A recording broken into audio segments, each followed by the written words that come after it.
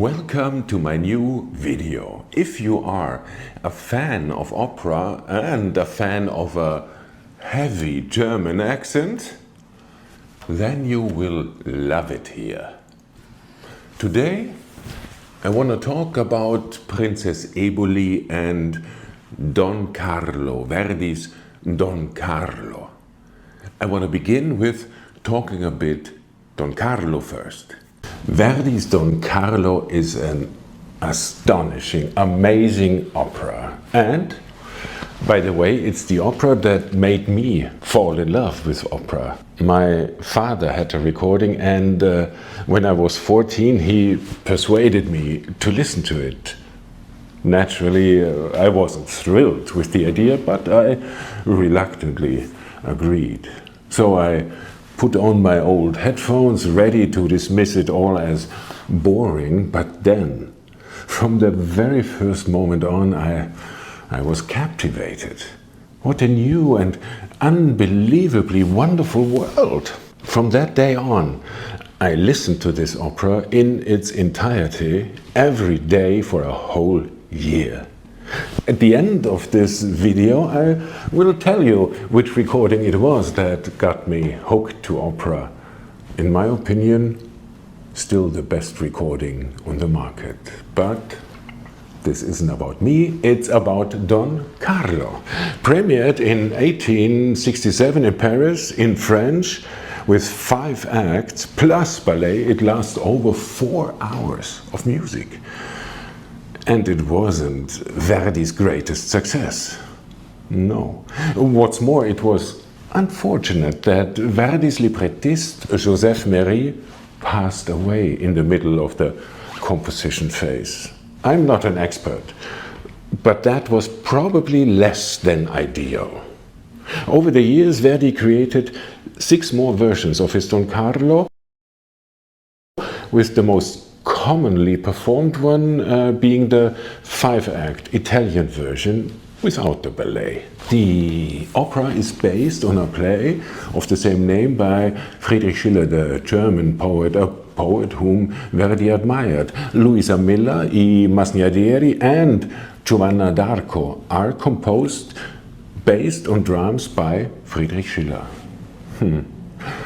Set in the tumultuous backdrop of the Spanish Inquisition and the political strife of the 16th century, Don Carlos is an opera filled with love, political intrigue and personal turmoil. The opera features a cast of historical characters whose lives intertwine in a complex web of emotions and ambitions. Ultimately, Don Carlos delves into themes of power, love, betrayal, and the clash between personal desires and the responsibilities of rulership. The opera's emotional intensity is heightened by Verdi's powerful and evocative music. If you want to learn more about this opera and its history, I put a link to Wikipedia, of course, in the description below. Princess Eboli is the most fascinating character in this opera. And why is that? Well, first, she's full of contradicting feelings. Love, hate, jealousy, regret. Her emotions make her real and relatable. Eboli's choices drive the story. Her love for Don Carlo and jealousy of Queen Elisabeth lead to crucial events and deadly consequences. She betrays secrets, loves one man, betrays another, and allies with a third, causing trouble for everyone. Who couldn't relate to that? And, most importantly, Eboli is human, very real-life human, and at least those of my viewers who are Spanish princesses from the 16th century and have lost one eye and are stunningly beautiful will get it.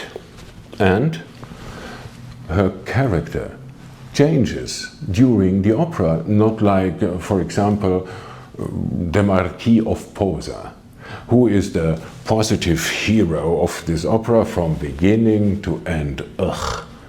Or Carlo himself, who, let's be honest here for a moment, is completely useless.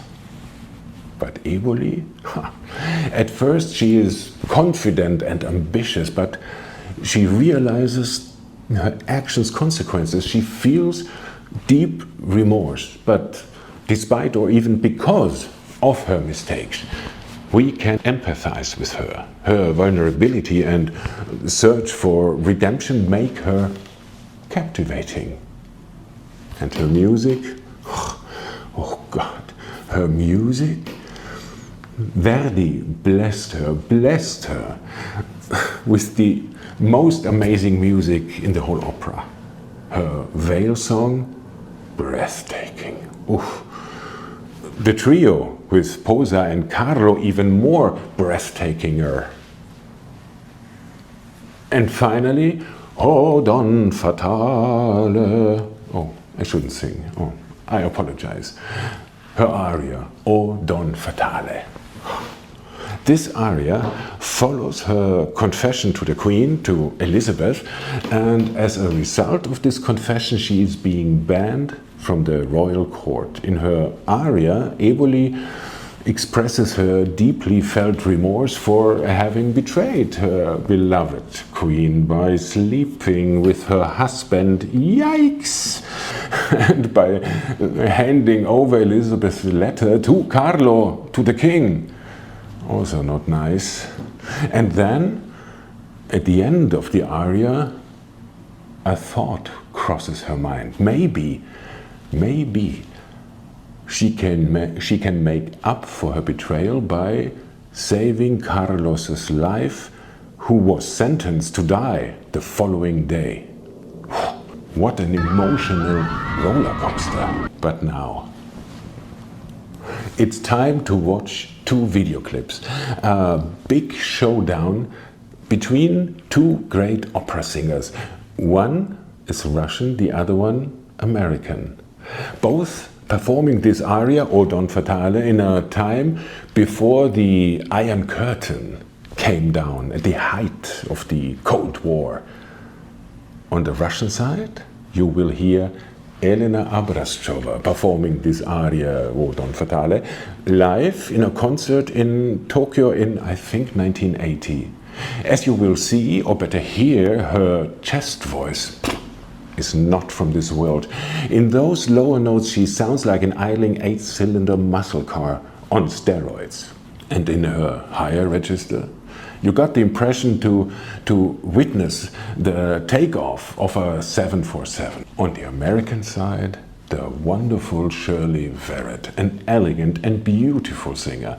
Like Obraztsova, she was a force of nature as well, with a great range and an unbeatable sense for emotion and drama. The stage is set. Here we go. We start with Elena Obraztsova, followed and intersected with Shirley Verrett. Here we go.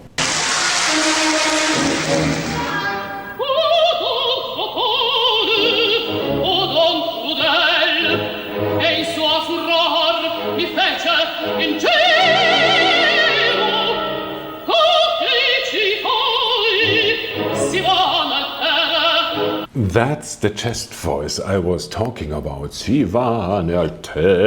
Oh my God. And her voice is so specific that just after hearing her sing for a few seconds, you can say, oh yeah, that's Obraztsova. Whew, very impressive.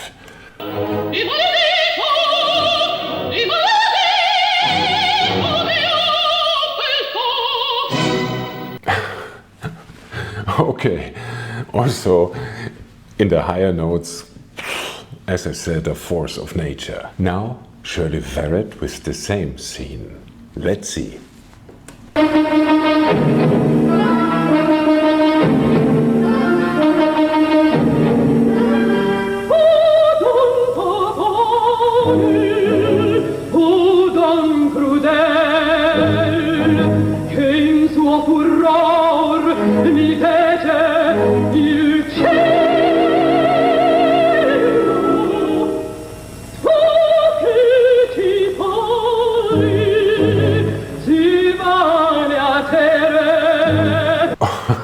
her chest voice is not bad at all either. And like Obraztsova, and I think with all great singers, her voice is unique. It's, I think, more elegant, more warm than Obraztsova's, but of course immediately you realize, oh yeah, that's Verrett. When you hear a few bars her singing, you know immediately.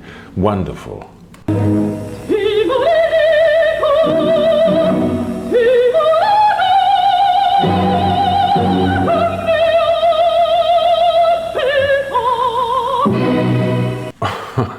Okay, so far both ladies, oh my god, so much power in their voices. Oh, unbelievable.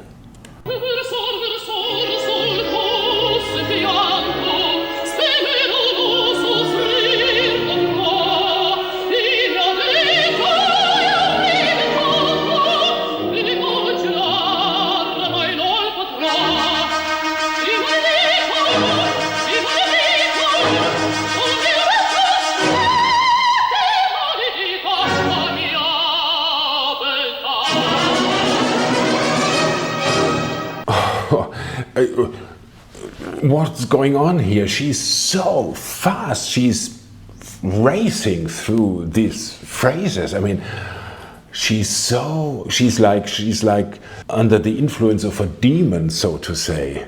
The demon of her guilt, of course, and the remorse, but what a high-speed chase this is. Fantastic. And the range from the very low notes to the highest register is very beautifully connected. It doesn't sound like an alto in the lower registers and like in soprano in the higher register. It's a clear mezzo voice from top down to top up.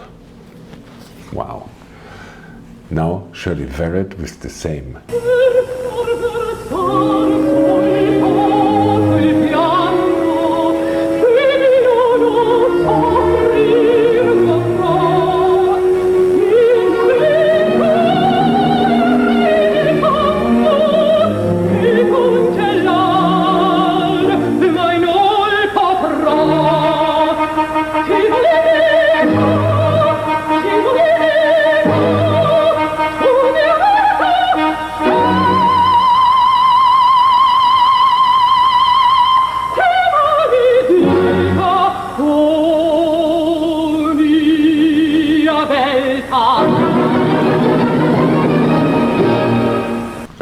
A completely different approach, right? She's much slower, and it's always dangerous if the tempo is too low that it's schlepping or lack of intensity. Oh no, but not here, not here. Her decision to take it slower is really paying off. She is able to fill those phrases with deep emotions. Fantastic. And of course, the power in her high notes, whoa, unbelievable. Now, again, Obraztsova, and now comes the quiet, slow, silent part where she expresses, Eboli, not Obraztsova, Obraztsova as well as Eboli, expresses her remorse, her feeling of guilt and shame. And let's see how Obraztsova does that. Is she as fast as before?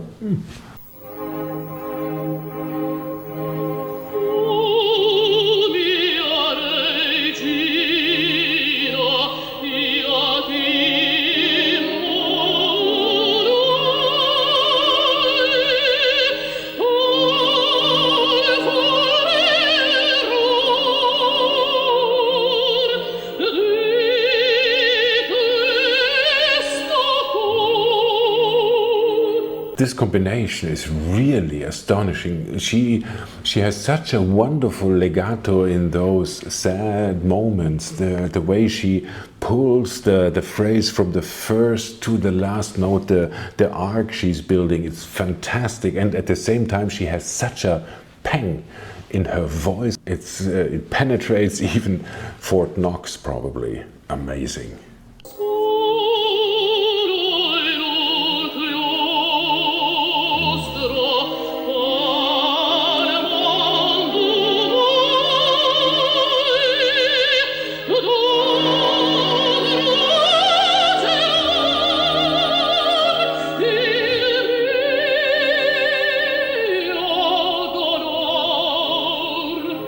Well, that's something. That's really something. I mean, it's so tender and sad and filled with true emotions. Wonderful. So obviously she's not just a high-speed singer. She can do everything. It's beautiful. And now Verrett with the same moment, and I expect great things from her.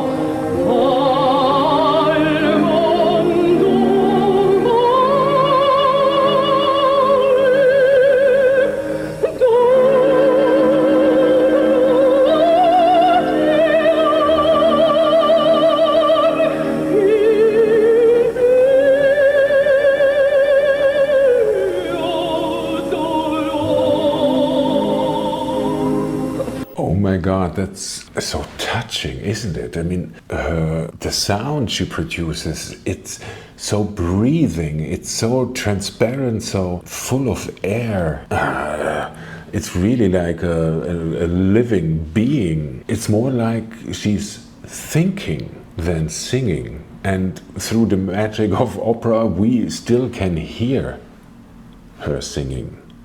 It's amazing, it's amazing. And the most beautiful, warm, full, rich sound. I love it. And now back to Obraztsova, and now we are almost close to the final moment, and what we see now is leading up to this final moment of the aria. It's getting more and more dramatic.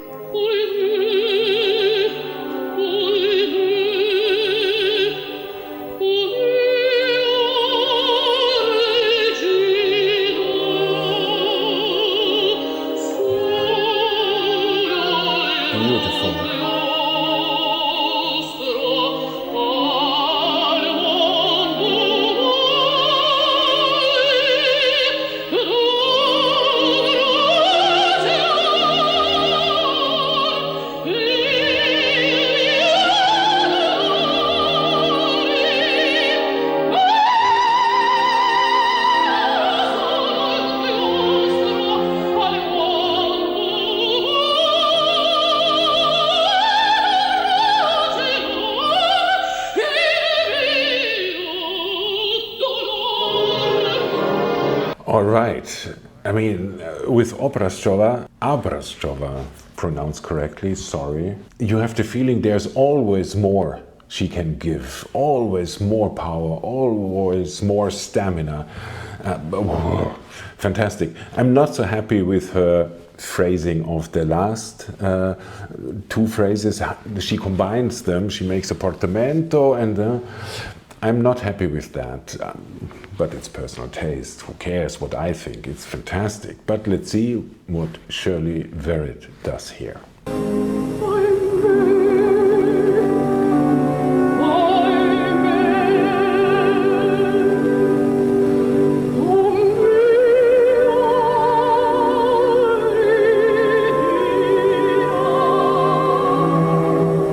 I hate to interrupt, but have you noticed, I mean, Obraztsova her emotions are clear simply through the power of her singing, but what Verrett does is she, on the surface of her face, we can see through her mimic, lay bare all her emotions. And it's a really, of course, she is in an acting environment. She's on a stage and she acts, so of course that helps, and Obraztsova is singing on a concert, in a concert, so that's a different circumstance. But still, I like the way Verrett acts, not just sings.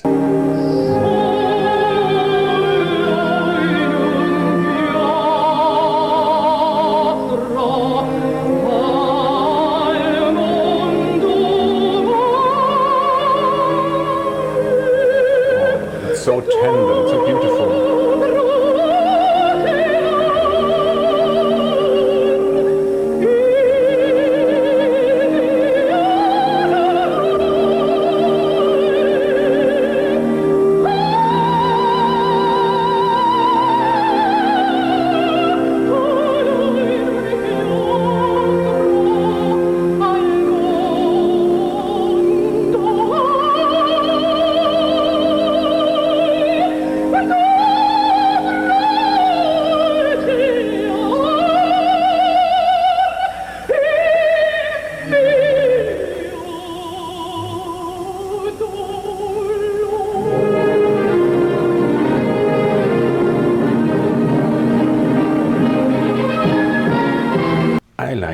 I liked it tiny bit better than Obraztsova. The breathing,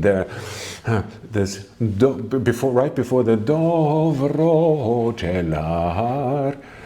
I don't know, it comes more natural to me, but taste, yeah, I like it.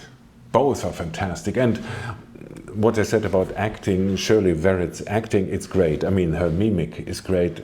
The acting itself, of course, it's very 1970s, and our taste when it comes to acting has changed, of course, so ignore that. It's still fantastic. And now, the great finale. They try to save Carlo.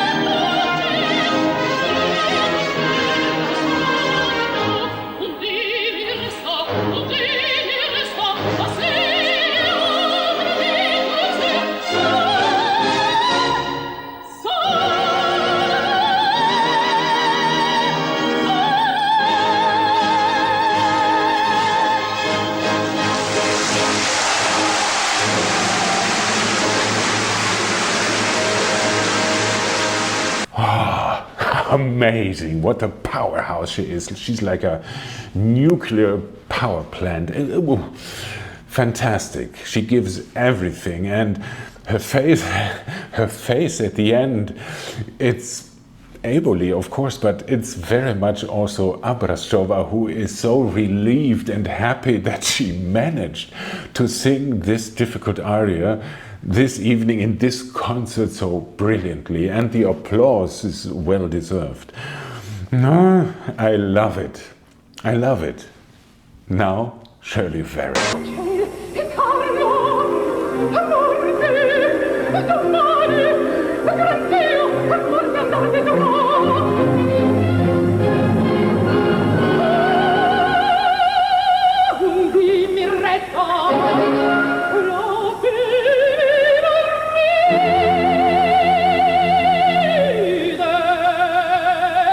I have to interrupt again. It's so dramatic what she does.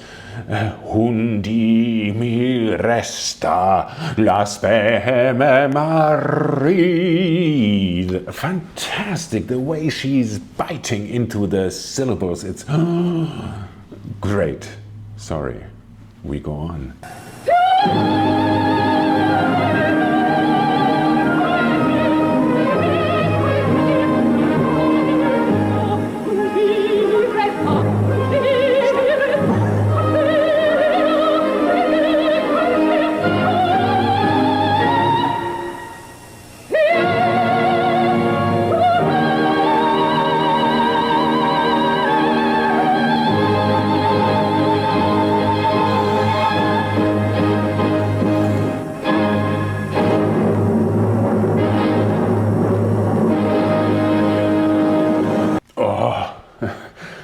sorry, it's so touching to me. It's so impressive. It's so moving. I think that's amazing. Amazing. I don't know what to say. All right, there you have it. Which version did you prefer? It's of course difficult to say and ultimately a matter of personal taste. Obraztsova interprets Eboli more urgently, almost rushed and raw, while Verrett sings more introspectively, more for herself than for the audience. Either way, both singers are fantastic and undoubtedly among the best Ebolis of the 20th century. But now, let's go to what I promised at the beginning, namely what I believe is the best recording of this opera. This is it. Carlo Maria Giulini conducts, and it features the young Domingo as the not very heroic title hero, as Elisabeth, Montserrat Caballé with her wonderful pianissimi, Cheryl Mills is Posa with his organ-like voice, Shirley Verrett, whom we just heard, delivering a moving Eboli, and Ruggero Raimondi as Philip II. 5 acts in Italian. I don't think it gets any better. If you have a different opinion, let me know in the comments. And that's it for today. I hope you enjoyed this video, and I will see you next time. Until then, take care. Ciao.